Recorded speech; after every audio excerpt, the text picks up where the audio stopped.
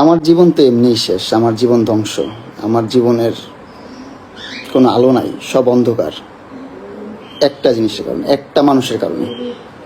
এই যে মানুষটা কি আরামে শুয়ে আস, কি আরামে শুয়ে ঘুমাইতেছে। এই যে আবার ভিডিও করে কারে যেন পাঠায়। অবশ্যই বলো, কি কি বলতে হবে বলো, বলো।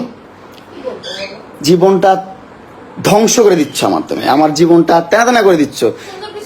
সবার লাইফই সবাই এনজয় করে, সবার লাইফই সবাই ভালো কিছু করে, সবার লাইফই সবাই যা তা করে, ঘুরে ফিরে খায়, গার্লফ্রেন্ড না ঘুরে, বান্ধবী না ঘুরে, যা মন চায় তা করে।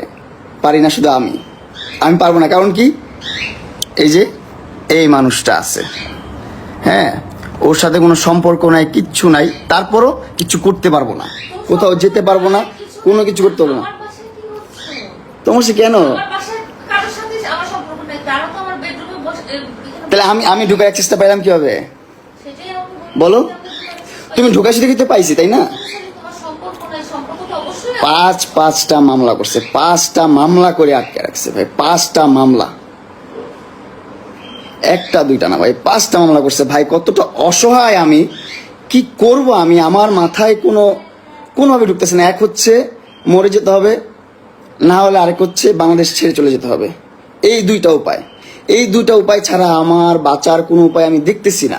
আমি কিভাবে বাঁচবো ভাই? আমাকে বাঁচতে দিচ্ছে না। আমি বাঁচতে চাই এই পৃথিবীতে। আমি